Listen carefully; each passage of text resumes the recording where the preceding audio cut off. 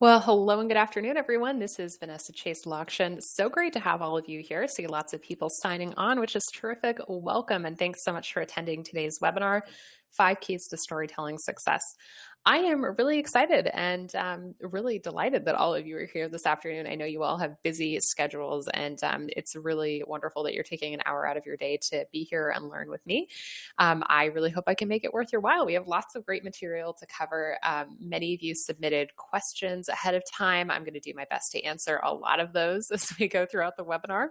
I'm going to try to do my best to keep us on time for an hour, but if we have lots of questions at the end, I'm really happy to stick around and answer some of those. So feel free to send in your questions, and we can definitely do a lot of Q&A throughout the webinar as well. So great to have all of you here. As I said, lots of you are saying hello. It seems like we have tons of folks from around the US and Canada joining us this afternoon, which is great. Welcome. As I mentioned, my name is Vanessa Chase Lokshin, and in today's webinar, I'm going to be teaching you some simple steps and strategies for storytelling that I have learned over my career as a fundraiser. And I've been a fundraiser for a number of years now, a consultant for the last couple. And in the last few years of my work, one of the things that's really shifted for me in how I think about fundraising, and I guess kind of my own personal philosophy about it, is that I've really come to believe that donor communications can transform fundraising. And for a couple of reasons, I'll tell you about that. I really believe that it's such a powerful force in a fundraising program because communications has the ability to engage donors, to build relationships, especially if we're talking about annual giving donors, and to really show donors their impact. I mean, there's so many communications touch points that we can have with donors, and it's a real opportunity for us as nonprofits to capitalize on our communications touch points with our donors. And I think this is especially true if we're telling great stories that are a part of our donor communications plan. How many of you kind of agree with this idea that storytelling and communications can really transform and kind of move your fundraising program forward? You can just let me know yes or no in the chat box if you'd like. I really think that this is an important piece of the puzzle in fundraising. It seems like a lot of you agree, which is great. So, I mean, I think so often in fundraising rhetoric, we get caught up in talking about asking, we get caught up in talking about new trends in fundraising, digital, crowdfunding, peer-to-peer, all of those things, which I'm not going to lie, they're great tools and definitely useful, and they certainly have their place within your fundraising program. But I think that there's something really important about kind of like coming back to the basics of just doing communications well. So I want to talk about how we can really do that today. But I want to say a couple of things first before we jump into that, which is that I didn't always think that this was the case. In fact, there was a time early on in my fundraising career where I really thought that persuading donors was going to happen through facts and figures and statistics and all the numbers that I could throw at them. But I really found that when I started to reflect on great major donor visits that I had, successful direct mail appeals, and other initiatives that I was working on in my positions as a fundraiser, the thing that they all had in common was that they all involved a story. Maybe not the same story every single time, but there was some kind of narrative element to them.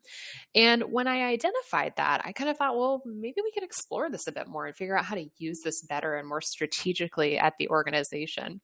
And that was a real turning point for me in that particular organization because we started to really see stories as a strategy rather than just something we were randomly doing.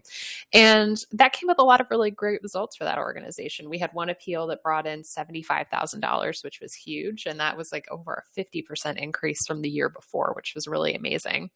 And I think what's been most exciting though for me is that since that time, I've been able to go on and really help a number of other organizations achieve really similar results and sometimes even better results. And take what I've learned and share it all with you in webinars like here today. So I want to just tell you about a couple of other examples of storytelling results in case any of you are on the fence about thinking that this is a good idea.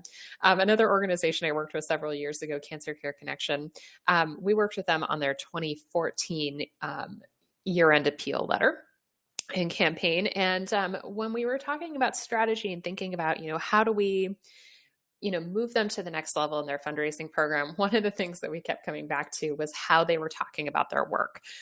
They are a cancer agency that provides people with coaching and counseling and resource referrals, basically everything except the medical support for cancer patients.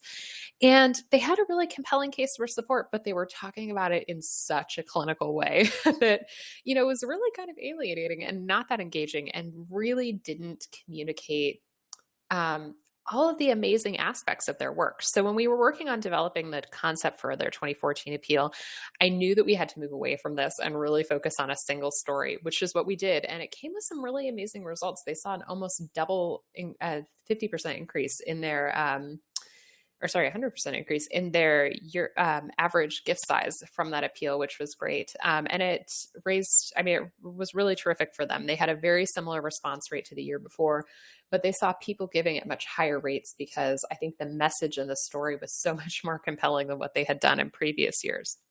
Now, I'm sure some of you might be thinking, it's a cancer agency. Of course, they have great stories to tell and they can get results like this. But I want to say that that's, very true. Yes, they work with a compelling cause, but I think that these kind of things are possible for all organizations.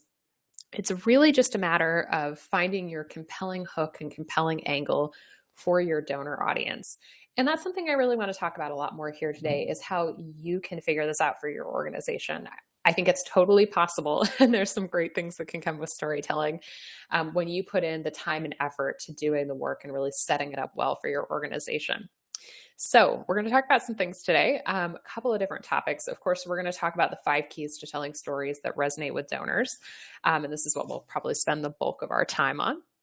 I also want to talk about tips for improving your writing. I get a ton of questions about writing and just like principles of good writing for fundraising, how fundraisers who are not trained writers can improve.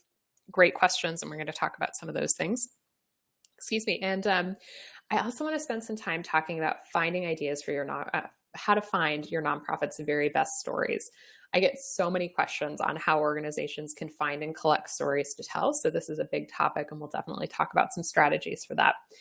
Lastly, I want to say that I love to answer questions during webinars. So I'm happy to answer ones that come up for you during today's session. Also, many of you submitted questions ahead of time, which was fantastic. And I'm going to do my best to answer a lot of those as we go throughout the content. So I started off telling you a little bit about my fundraising career, and I just wanted to give you a little bit more background about myself before we get started, since I know that some of you might be brand new to myself and the storytelling nonprofit. So welcome. And for those of you who have been to my webinars before, welcome back. Great to have you again. As I said, my name is Vanessa Chase Lockshin. I run a consulting company called the Storytelling Nonprofit. And my work really centers around helping organizations raise more money by improving donor communications and storytelling. As I mentioned earlier, I don't necessarily believe you need yet another fundraising campaign or, the latest kind of fundraising gimmick or trend to really increase your revenue.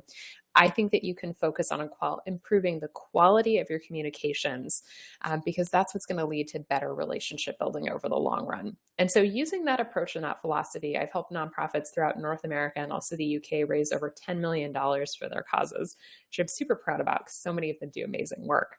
I've also written a book called The Storytelling Nonprofit, a practical guide to telling stories that raise money and awareness. And I also teach a 6-week online class called the Storytelling Nonprofit Masterclass.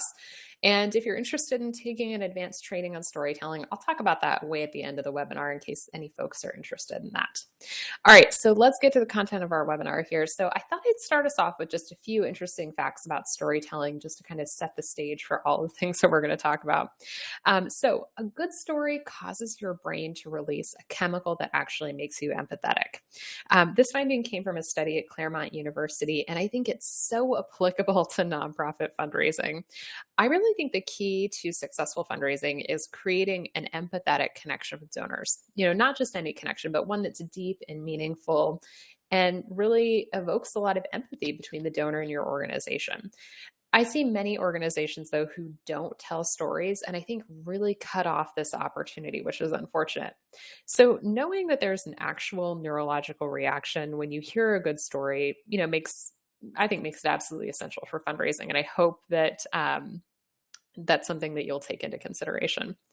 Mandy, yes, we are recording, and we're going to send out the recording of the webinar tomorrow. So be sure to take a look in your inbox for that. All right. Personal stories and gossip make up about 65% of our conversations in a day-to-day basis. I mean, that's huge. That's a lot of time that we spend in kind of narrative communication.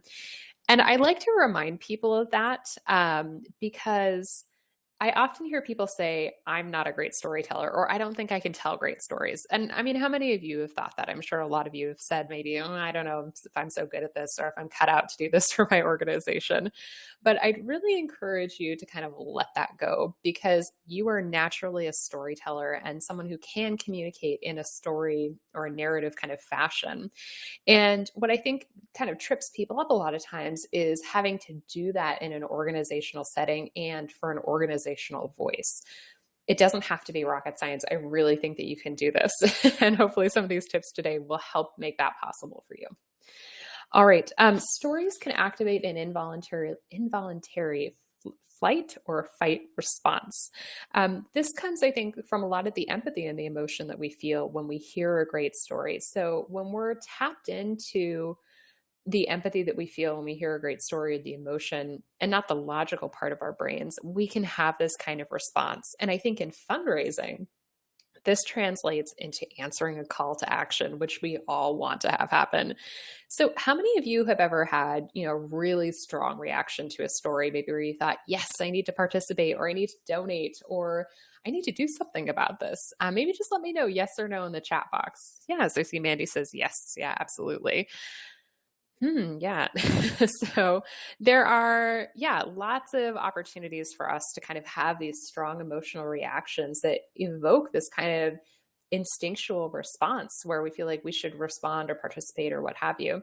And I think it's really important to remember that that can totally happen for the people that you're communicating with when you tell a great story. So that same kind of reaction can happen for your donors, for your whatever constituency you might be communicating with. So last stat I'm just going to show you. This comes from some work that I did with Network for Good about 2 years ago now. We worked on a research project together on really trying to understand how storytelling was influencing nonprofit fundraising programs in the US in particular. We interviewed and worked with over 300 nonprofit participants in this survey, and about 69% said that storytelling had improved their fundraising results. Now, for those of you who are wondering about the other 31% of this group, interesting fact, about 28% of us, or 28% of them, told us that they were unsure because they didn't know how to measure the data, which of course is a whole nother issue that a lot of us run into. But there were a lot of really interesting kind of anecdotal pieces that came out of that research for us. We had one person who said their web traffic had greatly improved since they had introduced success stories onto their website. Another said they saw a huge increase in repeat donors after including stories into their thank you letters. And we had numerous people who said that they had significant increases in year-end giving revenue. One in particular said they had a 20% increase. All of these things are really amazing, and they all came from the stories that these organizations were telling. And the thing that I want to just kind of underscore as we go throughout today's webinar is that I think that this is totally possible for you and for your organization. So my question to you is, can you imagine what one really amazing story could do for your nonprofit? And I'd love for you to share your answers in the chat box if you had any thoughts on this. Maybe it means more grant revenue, more media exposure, new donors. There's so many possibilities for the way in which fundraising or storytelling can really expand your fundraising and communications efforts at your organization. Yeah, so Mandy says more major gifts, definitely. Nicole says brand recognition, generating income and interest. More recurring gifts? Yeah, absolutely. New monthly donors is definitely something we want to think about. Casey says millennial engagement and donors, more traction, citywide buy-in and support. Yeah, so I mean, these are all so many amazing things that can come when we have a strong narrative in place and people feel like they can kind of rally around that narrative and really get excited about it. So I think what I wanted to say before we move into talking a little bit more about our strategies for storytelling is that I hope that you remember these things and remember these kind of big, ambitious things that could happen for your organization when you try to implement some of these things that we talk about and really take storytelling to heart as you kind of move forward with your fundraising and communications plans this year. All right, so let's talk about how all this happens. So, it looks like I have some text that got cut off at the top. So we're going to talk about 5 things in this section. I want to talk about the foundations of stories and talking about a little bit how we set this up for our organization. We're going to look at audience and message, 2 very important things. We're going to talk about finding stories to tell, crafting the story. So how do we actually bring it to life once we get notes or an interview or something like that? And also sharing stories. So how do we then kind of take all these stories that we've written or created and make sure that they get in front of people, right? We want people to actually see the work that we've done. So we're going to talk what we're going to talk about here today, I think really just kind of scratches the surface on a lot of these things, but I'm really hoping that there are a lot of insights for all of you and also some really actionable tips that you feel like you can use after today's webinar. All right, so let's go ahead and get started. So the first thing I want to talk about here is the foundation of it all. So getting buy-in for having a foundation for storytelling rather at your organization is so incredibly important. As professionals, we all need to have, of course, a bit of knowledge about stories, about why they're important, and to be able to really use them well and strategically in our work. That includes things like understanding the structure of a great fundraising story, which we'll talk about a little later. And kind of the uses and purpose of it within our plans that we have. Those things are all really important. But the other side of the coin is really making sure that you have buy-in at your organization for storytelling, because let me tell you, storytelling is absolutely a team sport. And we need the support of our colleagues to really be able to do this well. I don't think it's something that can just happen in a fundraising vacuum. So a few things I want to say about that. I often hear people tell me that they get really frustrated with storytelling because they feel like they need, approval from a higher up on an appeal, or they need help finding stories to tell, or their staff are spread across different offices and countries and it's really hard to collaborate with them. All of these things are totally legitimate concerns and frustrations. And I hope that some of these ideas will help you kind of navigate through those and find some solutions for your organization. So the first thing I always encourage people to do is to start with education. And by this, I mean educate your organization about storytelling. Why is it something that's important for you? Why is it an initiative worth undertaking? Share case studies, examples, inspiration, to really show people what's possible. I think that that's a really exciting possibility to get them dreaming big with you. Find allies. So I always think that this is a really important step when we're trying to implement a larger storytelling effort for our organization. We often need people on our side helping us make this happen. So find your people within your organization who are equally excited about this, who are ready to help you, move forward with this initiative and get people on the bus and moving in the same direction. And lastly, I'll say, you can prove it with results. So if you have people at your organization who are skeptical, whether it's an ED, manager, board members even, who are kind of like, I don't know if this is worth it, prove it with results. There's a lot of data out there that can support your claim that storytelling is a good idea. I mentioned the research that I've done with Network for Good in our white paper called The State of Storytelling. There's tons of data there if you're curious to take a look at that. But you can also do your own kind of small tests internally and show them comparative results. That's also another really useful thing you can do. So I just want to pause here because I did get a couple of questions ahead of time that relate to this topic and I wanted to answer them. So Caroline asked, I tend to look at sharing personal stories as a weakness and I realize that's something I need to change. How can I find ways to become more comfortable sharing my personal story, and how can I tell these stories in a way that will connect with any public? So I thought this was a really great question to ask. And I think that it really gets to the heart of, a lot of, I think kind of one of the barriers anyways that we sometimes come up against in storytelling, which is that we feel kind of tentative about it. We're not totally sure if it's a good idea, if we're ready to embark on it. We worry about it being too personal, too emotional. All of those things totally come up. Absolutely.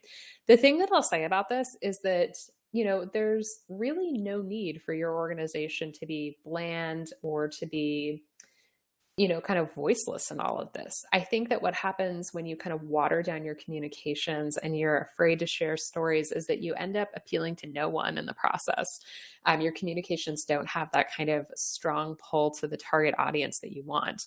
Um, and that really prevents you, and I think in a lot of ways, from being as successful as you could be. So finding it within you to be able to share those stories, I think, is so important. Um, I think though, in terms of being able to be more comfortable with it, start small. It doesn't have to be this big undertaking. It could be as little as starting by sharing a story on social media once. It doesn't mean you have to commit to doing it forever, but start with small opportunities and grow from there. Karen also asked, do you know of a successful method for encouraging people to come forward with their own stories? Great question. So when your organization starts sharing more stories, I think that there's kind of a self-fulfilling prophecy where you kind of gain momentum and more stories will start to come forward. But until you reach that point, I think you have to be more proactive with reaching out to people to share their stories. So actively asking people to participate in storytelling. And we'll talk about that here in a couple of slides when we talk about finding stories to tell. So Gloria, you wanted to know the name of Network for Good case study. Yes, it's called The State of Storytelling. And I'm just going to type it in here in the chat box. And yeah, if you Google the state of storytelling, excuse me, and Network for Good, that will absolutely come up in the search results. Yeah, it's a great paper. Hope you enjoy it. All right, so I wanted to move on to the next one, which is talking about your audience and your message. So I think as you start to get these foundational pieces in place, one of the next really important ones to think about is who is it that you're communicating with and what is it that you're even trying to communicate to them? I think that this is a really critical piece of great storytelling because if you don't know these two pieces of information, stories quickly become a really ineffective tool for your organization. So I want to offer you a couple of tips to think about as you're kind of strategizing this for your organization. So start with a really crystal clear picture of who it is you're communicating with. Who is your audience? I often ask some of my clients and students these questions, and they'll come back and say, Vanessa, I think our audience is our donor audience, or I think our audience is, the people who follow us on Facebook. And I say, okay, well, that's kind of a broad category title. Really, the clear picture is the more nuanced details of that audience. What are some of the demographics and psychographics of them? Are they donors? How long have they been giving for? What's kind of their average age? What are some of the other demographic details that might be relevant? And I say all of these things because the more you have a crystal clear picture of who it is you're communicating with, the better you can communicate with them. So there's lots of things out there that you can do to kind of gather this research. You can use analytics online, like Google Analytics on your website. Facebook Insights, other things like that can all be super helpful. But another tool I want to suggest is audience surveys as a way to do research. And I'll talk about donor surveys here in just a minute and give you some more specific tips for that. But I will just preface it by saying that surveys are probably one of the best direct ways to get information that you're really curious about. So, crafting a compelling message that really resonates with your audience. So as you gather all of this information about your audience, you know who they are, what they like, why they give, why they're kind of in your organization's sphere of influence. That's your opportunity to really nail a message that will resonate with them. And that happens through this research and through continuously doing this research exercise. I think it's so important. And when I come back, I'll come back to this point probably many times during our webinar, but I always like to remind people about it because I think having clarity on your audience and, why they're interested in your organization, why they donate, all of those things really gives you such, I think, clarity to be able to actually write in a way that resonates with them. And it really can be that simple as doing your research in an ongoing fashion so that you can keep refining that. So as I said, donor surveys or audience surveys are, of course, something I'd love for you to consider. And, if there's one thing I'd love for you to take action on after today's webinar, it would definitely be this. I always think that the first step in getting to know your audience a lot better, if you haven't done this before, is definitely sending out a survey. It's such an invaluable tool. And it's a great way for you to ask some of these direct questions to get to know a little bit more about your audience and who's in it. So, a couple of kind of best practices for surveys when I run them with clients and help organizations with surveys. I typically like to encourage people to ask 5 to 7 questions. I know that might not seem like a lot, but the more questions you have, if you're thinking of asking like 20 to 30 questions, the lower your response rate is going to be. People are going to drop off because it's too long, it's taking them too much time, and it's getting way too complicated. So keeping it simple is the way to go. As you're thinking about what questions should you ask, I'd encourage you to think about, what do you want to learn from this survey? Is there a question you're interested in learning about your audience? Do you have an assumption that you want to test? Or something like that. Those are all good things to think about, because that will direct you to ask the best questions as you're then going on to your survey and really trying to pull it together to make it as useful as an exercise as possible for your organization. You can, of course, send the survey out in the mail if that's a way your organization frequently communicates with donors. You could certainly use email. There's a couple of great free programs that you could use, like Google Forms or SurveyMonkey, to put together that survey and send it out to people. The one thing I would encourage you to do is to really, see the survey as a kind of campaign or appeal in and of itself. And so by that, I mean, don't just send one email and call it a day. Think about sending several follow-up emails to try to really increase your response rates. And you're not going to have huge response rates of like 80 or 90%, but you should be able to get, a respectable response rate to your survey by sending those follow-ups and, really encouraging people to participate. All right. So I just want to pause here and answer Lynn's question quickly, and then we'll carry on. So Lynn asked, roughly 40% of the grant applications I submit seem to discourage storytelling of any kind because of extremely small maximum word count or character limits. Any tips on how to deal with this grant-specific obstacle to effective storytelling? Yeah, and I think a few people asked about this ahead of the webinar as well. So I mean, there's a couple of things that I think are really unique about grants in terms of storytelling that are different from like an appeal letter or something else. And yes, Mandy's suggestion of building a relationship with foundation staff, definitely key, because that's an opportunity for storytelling. It can definitely be a way to relationship build. But when we think about the application as a whole, I like to think about the whole application as an opportunity for narrative. So when I think about going from question to question to question, I want to be able to string all of those things together to form one, cohesive narrative about the project that makes sense, that tells a story over the series of questions. It may not be a story about one specific person, but it's a story about the project and about the need, which is certainly a kind of narrative. It might be a little different from how we normally talk about stories, but I think it's a useful way to be able to think about it. But I'd highly encourage you to think about Mandy's suggestion. I found in the past when I worked with foundations and funders, the same rules of kind of major gifts or personal face-to-face fundraising somewhat apply to foundations as well. It's still run by people. There's still an opportunity for relationship building, and that can be a really key piece of the puzzle. All right, so I want to talk about finding the story, because I know many of you had questions about this. I think that this is probably one of the topics I get asked the most questions about, because a lot of us are not doing direct program delivery, right? And which means that we don't always have direct access to the stories. So that means we have to collaborate with people, ask around, somehow gain access to program related stories if that's something that we're really aiming or angling to tell. So I wanted to give you a couple of tips, hopefully to make this process easier, and also talk about what you can do once you've found those stories. So what are some of the next steps after that? So first tip for you, I really encourage you to think about what stories you actually need. I always tell people it's, so much more difficult to find something when you don't really know what it is you're looking for.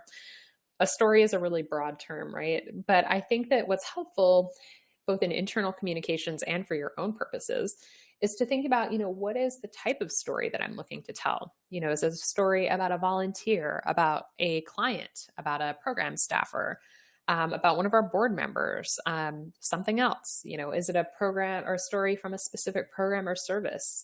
Is it a story about an event or a campaign that we recently ran? Being thoughtful about that can be really helpful because when you go to ask people for stories, you then give them a very clear idea of what it is you think you need, which I think can be helpful because I think when you tell people, I'm looking for a story for our newsletter, can you tell me a story that you've heard recently? People often think, I don't know if I have a story, right? And so you kind of get like weird responses or maybe no responses from that. But I think being a little bit more directive can be very helpful in this process. Create tools that make this process easier. So there are lots of really great digital and analog tools that you can take advantage of depending on your organization's setup. In terms of making collecting easier, you could try something like a Google form to create a story submission form that people can fill out online. You could put it on your website or in your intranet or circulate it around by email every so often. That's certainly a great thing you could do. You could also have a paper form that people could use. And then there needs to be a way, of course, to share the stories that you found that, so people can use those, right? So using your organization's intranet or file sharing system can be a really great way to be able to do that together. I really encourage you, though, to lead by example in this process. You may not necessarily be the highest up person at your organization, but that's no reason that you can't be a leader on the storytelling initiative for your nonprofit. Start by telling stories, start by finding donor stories and sharing them with other people. There's lots of opportunity for you to show people how it's done and to really lead this process for your organization. I think that that's so key. Let's talk about what happens once you found the story. So once you found some stories to tell, I think almost always you have to end up interviewing someone. I think there's rarely an instance where you can get away with not going through an interview process with someone. It's just how you're able to really collect better detail about that story. So I know a lot of people get kind of nervous about interviews or they're not really sure what to say or what to ask. I like to encourage people to think about it as a conversation, right? We're sitting down and we're talking to someone. We're getting to know them a little bit better. We're trying to understand them more. And it's not about just sitting down and being really formal and asking a series of questions, but it's about creating, an atmosphere where they feel comfortable and can share their story and feel like you have some rapport built so that they can kind of converse with you in a way that feels really comfortable and great for them. So that doesn't mean, though, that you shouldn't think about questions to ask ahead of time. I think that there's a lot of opportunity to kind of do some pre-planning, do some research ahead of an interview so that you're really prepared and you have some background to be able to ultimately ask great questions when you get there. And I do want to share with you a couple of questions that I like to ask when I sit down to interview people. And then I want to answer a few questions that came in. So two of my favorite questions to ask. I love to ask the question, how did it feel when? And I'll tell you why I like to ask this question. I ask this question because it really gets to the emotional aspect of an experience for someone. So often when I've worked with organizations, they'll tell me, oh, we interviewed someone, but we didn't get the right details. It doesn't feel emotional. I'm not really sure what to write about, etc. And that's because they really focused on the facts of the story. They focused on, A happened and then B happened and then C happened and so on. But they didn't really ask the question, what happened or how did it feel when you went from point B to point C? Or what were you thinking when you arrived at the end of this process at point D? These are all really great questions to ask that will help you get to the emotional kind of gems of that story. So that's one question I always like to ask. The other thing I like to ask that I think is really useful, and I tend to ask this at the end of my interviews, is there anything I did not ask you about that I should have asked you about? And I ask this question because I always believe and think that people are the experts in their own stories, right? They know it best, and I'm just someone kind of coming in momentarily into their life to ask about it. So I like to ask this question to give them space to tell me if there's something I should have asked about, or if there's something else that feels really important to them, but maybe it just didn't naturally come up in conversation. And I can tell you, I feel like 70% of the time, I get some really fantastic answers to this question that lead us to fascinating places in people's stories.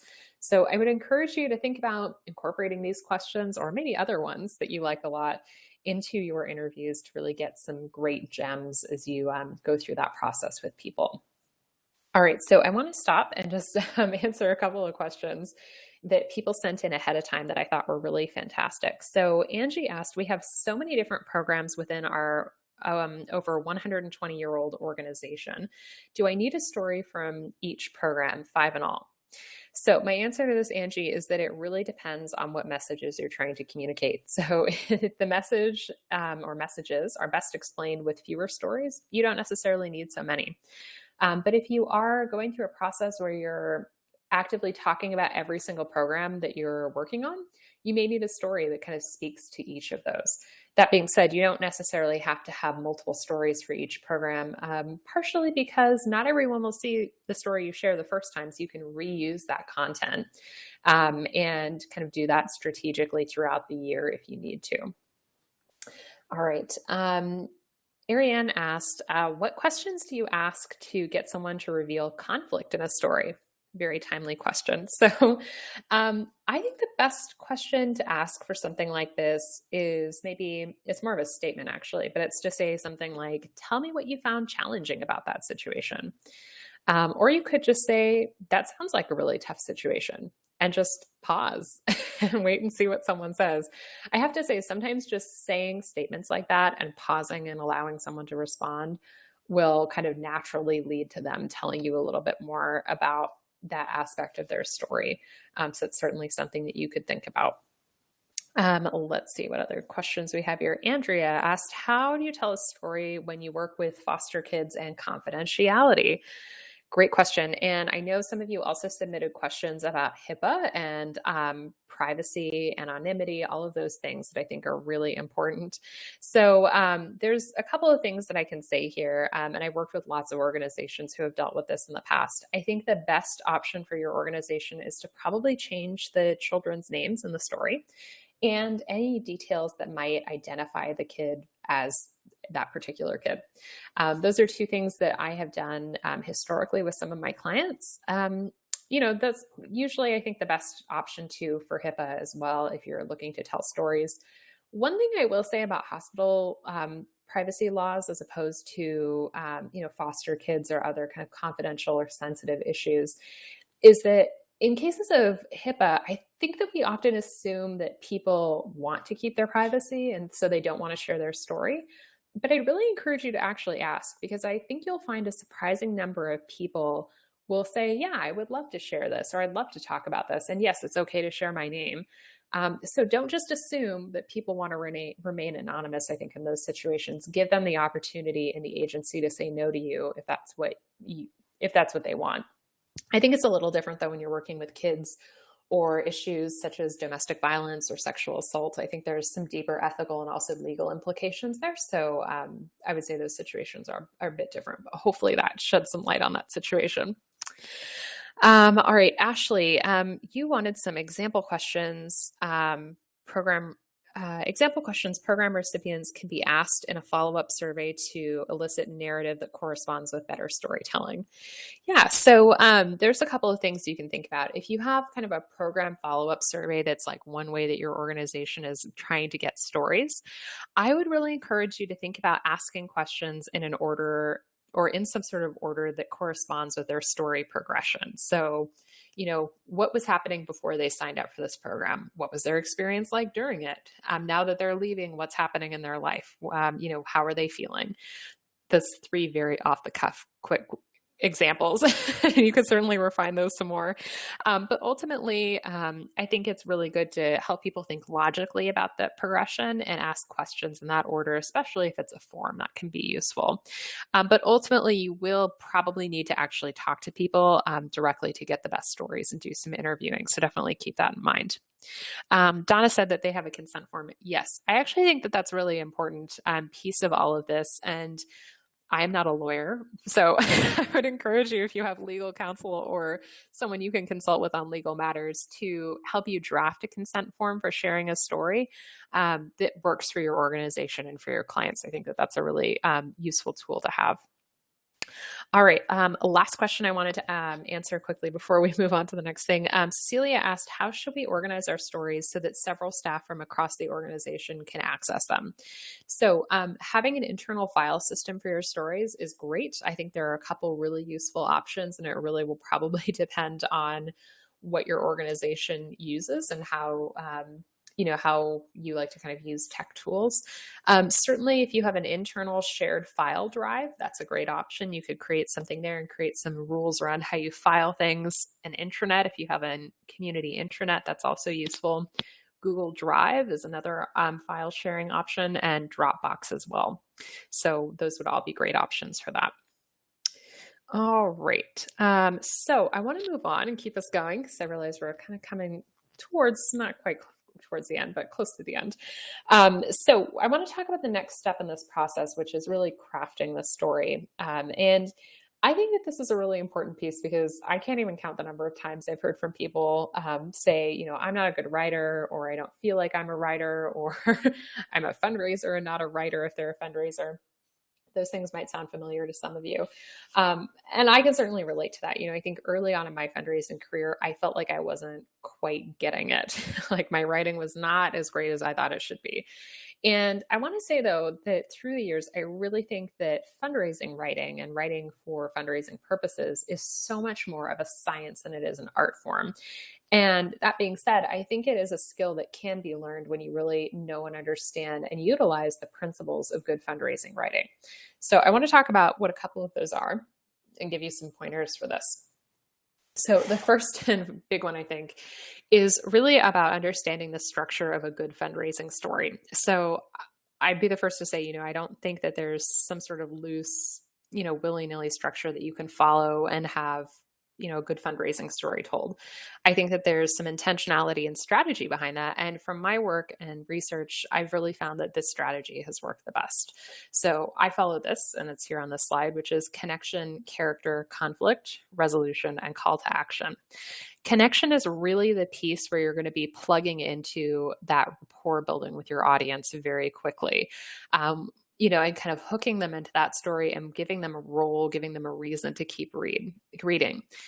Character can be really anything. It could be a specific person, but it could also be a place, an object, a program, something else. It does not always have to be an individual. Conflict. In a fundraising story, there really does have to be conflict because that's what shows your donors that there's a need or a problem that needs to be solved. And if conflict doesn't feel like it sits right with you, like if that doesn't feel like it accurately describes the kind of work that you're doing, maybe let's say you're in higher ed or something, there's lots of other ways you could kind of conceptualize conflict. I'll give you a few examples. You can think about it as the problem, tension, challenge, struggle. I also like to think about it sometimes as the moment before change. So that kind of like moment right before things really shifted for someone. Those are all ways that you can kind of conceptually understand that concept. Resolution, although sometimes not all stories are resolved, and a call to action, which is super important because if you're not asking people to take action after that story, they're not just going to magically know that they should do something. There really has to be that strong call to action. That's a very brief crash course description of the story structure. And I'm happy to talk about it a little bit more if you have further questions towards the end of the webinar, but I do want to keep us moving along a little bit more. So I really encourage you as you're writing the story to open with a hook and think about how you can connect with that audience and bring them in right away. And again, this is the piece that comes back to knowing who it is you're communicating with. So why did they like your organization? Why did they donate? Maybe it's shared values or beliefs that you have in common. Maybe it's something else, whatever that is, tap into that commonality and use that as a hook to bring them into that story. As I said, it's really important to understand that conflict and resolution are part of your case for support. So you need to have that in your story so that people, donors in particular, see that there's a reason to respond and to give. And lastly, I'll say that there's an opportunity in storytelling to take people from the small picture to the big picture. And by that, I mean the benefit of telling a story about one person or thing or whatever is that people can grasp that easier than telling them a story about, thousands of people or hundreds of people or some bigger concept. But they can grasp that one thing and then they can kind of understand how that might apply to others. So that's kind of how we want to conceptualize writing our story, is kind of the small picture to the big picture and kind of helping people along that spectrum and really understand. So I had a couple of questions here. I just wanted to pause and answer because I know we're kind of Got some great questions that came in. So Marina asked, my organization does scientific research and doesn't directly help people. Although it's groundbreaking research, which has led to drug discoveries, etc., which has indirectly made a huge difference. How do I tell a story when I don't know the people who were helped? Excellent question. And I'm sure some of you can relate if you do advocacy or research or environmental work, lots of other causes.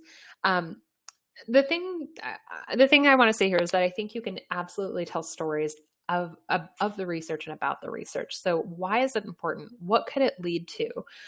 Those are stories not necessarily about people, but about vision and mission that are really important that you can absolutely tell. You could also tell the stories of your researchers, of your scientists who are involved. Those people all have interesting stories and things that they can say that will kind of humanize the work a little bit more. All right. Elizabeth, let's see. She asked a great question, which I kind of touched on earlier, which is how to work a story into an online application with space restrictions.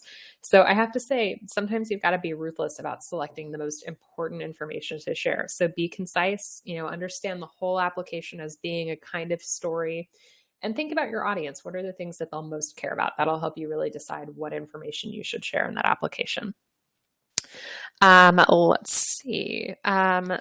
Brian asked a great question. I recently read advice from a group called Frameworks that said we should avoid personal, quote, episodic stories in favor of wider, quote, thematic storytelling, stories of movements and not necessarily individuals. Their case was that episodic stories confine agencies to the individuals in the story. So I think this is a really interesting question. I think there's lots of discussion about how to conceptually understand storytelling these days. And should it be about individuals or should it be the story of groups of people and movements and things like that? I have to say, I think that there's a real need for both. I don't think you can get away with just telling one without the other. If you just tell thematic stories, I think you miss the opportunity to connect your audience with individuals. And conversely, if you just tell episodic stories, you're missing the opportunity to tell the story of the wider group. So it's really kind of a balancing act there. All right, so I do want to give you a writing tip that I hope some of you will find really useful. And I feel like it's probably like one of my biggest secrets in writing and copywriting from years ago, which is that you don't actually have to write.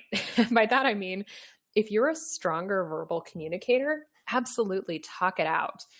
Use the recording function on your phone and record yourself talking out your appeal and then transcribe it. That way you're going to capture your natural tone, your natural cadence. You're not going to be stuck in front of your computer, with terrible writer's block and not really sure what to say. This can sometimes, I find, be enough momentum to get you going in the right direction and to really get some traction on how you're going.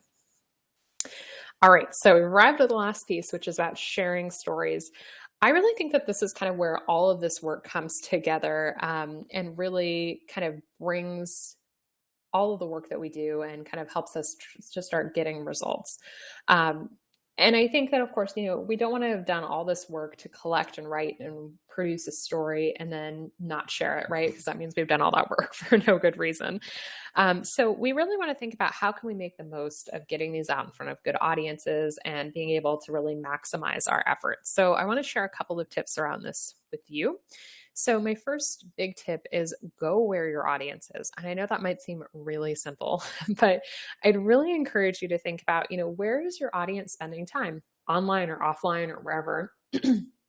And can you focus your efforts there? It's much easier to go where your audience already is than to try to build a new audience somewhere else. So start there and use that as a, first starting point before you start expanding into lots of other channels and mediums. Create your own benchmarks. Absolutely.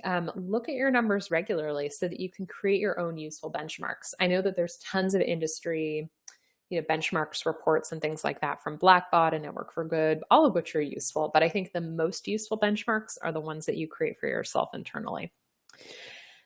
Testing. Testing is so important. I always like to underscore this for folks.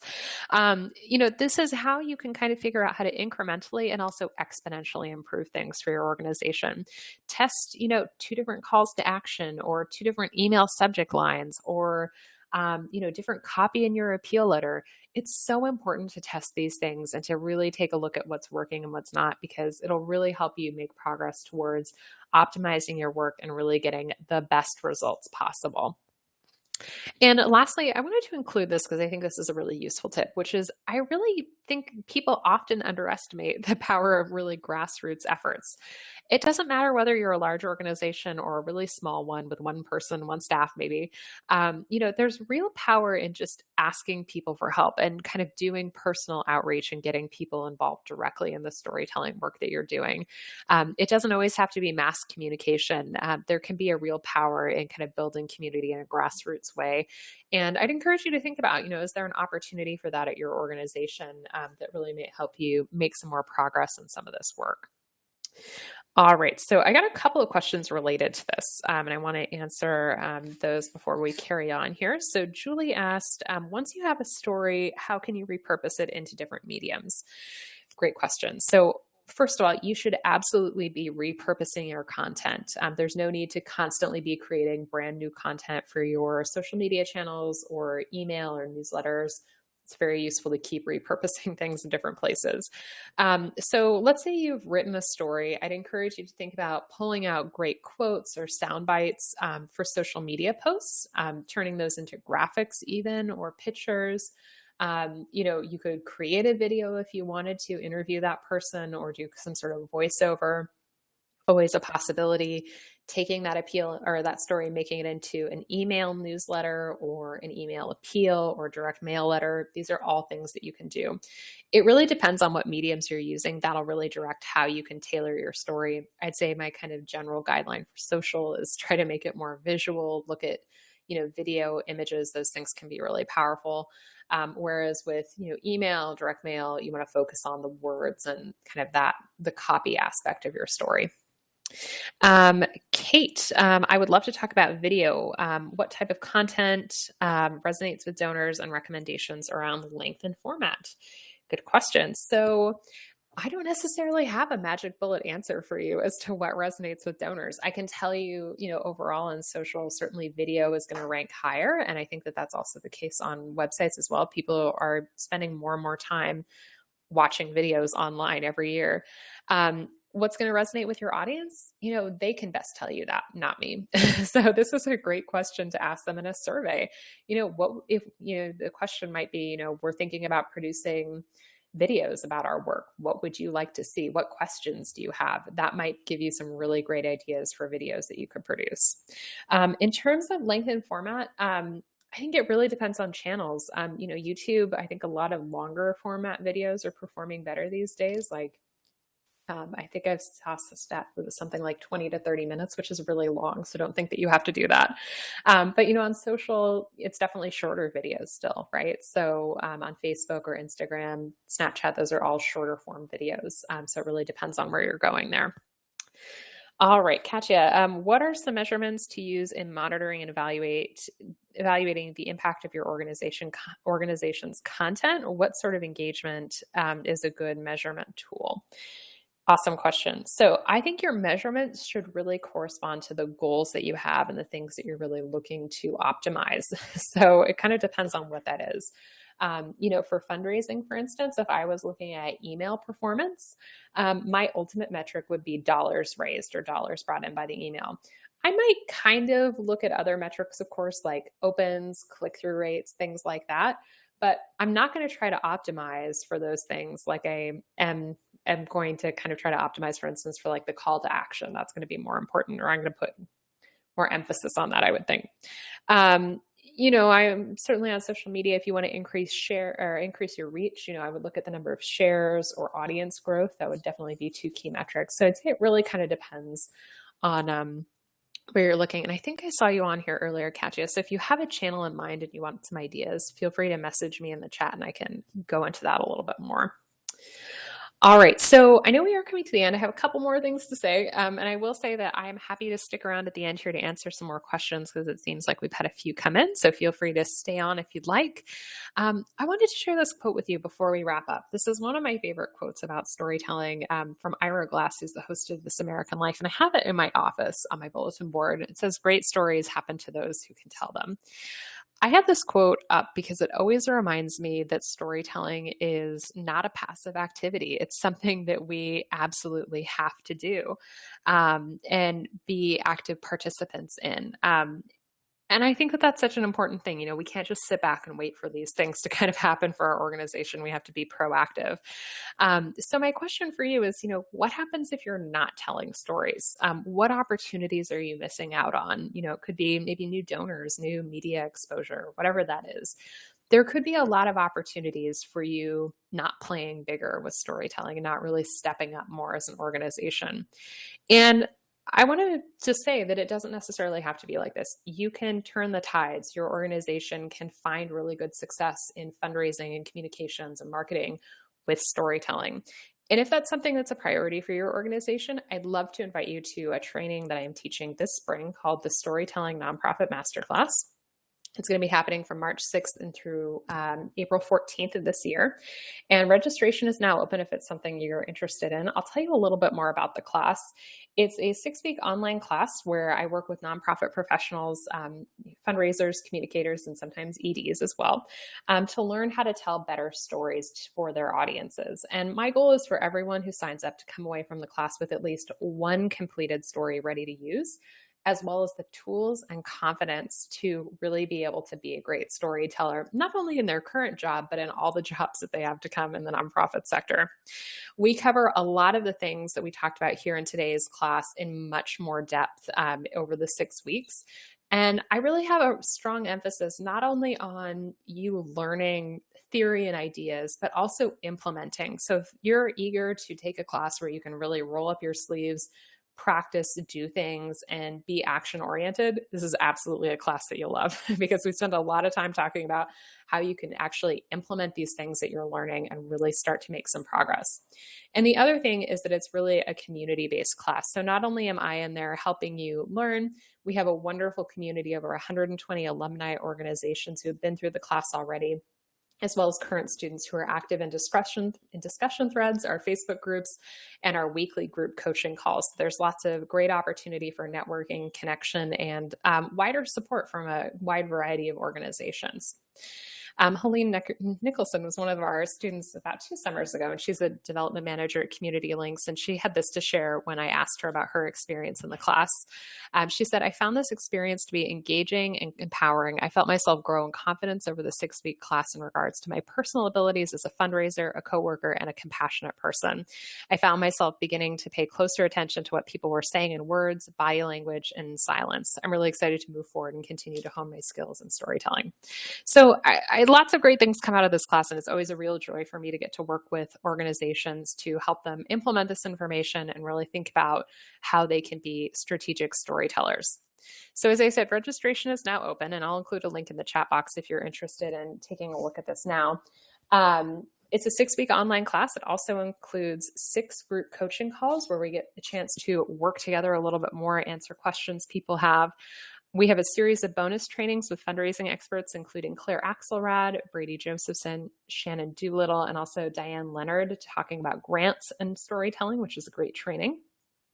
You get access to help and mentorship from me. We also have a private Facebook group for our alumni. And if you're working towards your CFRE, we also have this course CFRE approved, and you'll get 12 CFRE credits in education category 1B at the end of it. So the class is now open. The enrollment fee is $499 US, or you can choose to make 3 monthly payments of $166 US. And since many of you have been on this webinar for almost an hour now, I just want to offer you something a little special if it's something you're considering. If you register by 5 p.m. tomorrow, you'll save $50 rather on your registration fee. And I also want to offer you a 30-minute coaching call with me so that we can really dig into questions you have, answer things that are really pertinent for your organization, and really help you move forward with this material. I personally love these coaching calls. They're one of my highlights of this class, being able to really work with people one-on-one and also in the group setting. So if that's something you're interested in, I hope you'll take advantage of it. And I'll send you an email after this webinar just with a bit more information about it as well. All right, so I know we have a few minutes left. I want to answer some questions that came in and answer any more questions folks may have before we sign off. So let's see. So Cecilia asked, what kinds of questions do you include in a donor survey? Yeah, so there's so many great questions that you can include in your survey. I would go back to, again, what is it that you want to learn about your audience? Are there, assumptions you want to test or things that you want to learn about them? That'll really direct your questions. Certainly a great question I love to ask is, why do you give to our organization? Or what attracts you to our mission and vision? Those are really great questions. You could ask people, do you enjoy reading our newsletter? Or what programs or services do you like to support?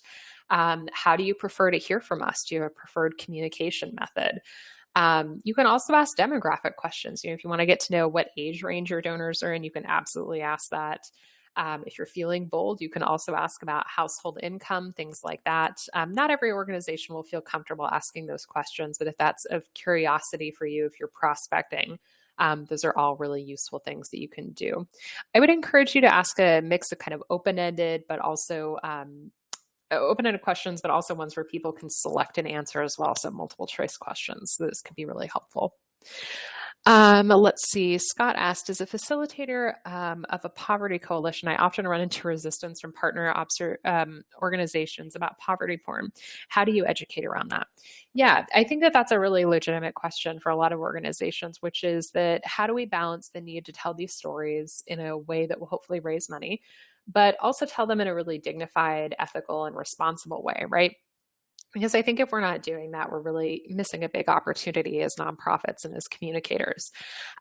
So I think that it's really helpful as a coalition to think about, what are some guidelines for our stories? What are we all agreeing to? And having some sort of team agreement can be really helpful in that sense, in terms of how people tell stories, how you position them, the language that's used, all of that can be really useful. I think if you're trying to educate against it, probably against it. I mean, I think, you're probably going to be taking on a tone of empowerment, which is really important. And so getting people to think about, how can we talk about these stories from a place of empowerment or a place of helping people, not just people being kind of down and out, right? So there's lots of ways that you can kind of do that. If you have follow-up questions, Scott, let me know and I can do my best to answer those. Katya, yes. So we work mostly with email newsletters and Facebook. So for email newsletters, I would look at things like open rates and click-through, like I said. If you have an ask, you can certainly look at donation rates as well. That's also useful. With Facebook, I would say I would look at audience engagement. So people who are commenting, liking, and sharing. Page growth, both paid and acquisition, or paid and also organic acquisition for people who are signing up for your page. There's other things you could look at too. There's also the option for kind of a call to action button at the top of the Facebook page. So you could look at how many people are clicking through on that. All great things to look at. Yeah, absolutely. I hope that's helpful. Yes, and I know we're kind of up at the top of our hour, so I do want to respect people's time and we'll sign off here. But I want to say thank you all so much for coming this afternoon. I really appreciate your time and energy and all the great questions you asked. And as I said, if you are interested in diving into this more, I'd love to see you in the masterclass this spring. We're going to have registration open until March 3rd, but of course, we're offering the special offer for webinar attendees through tomorrow. So I hope you take advantage of that. Have a terrific afternoon and a great rest of the day, everyone.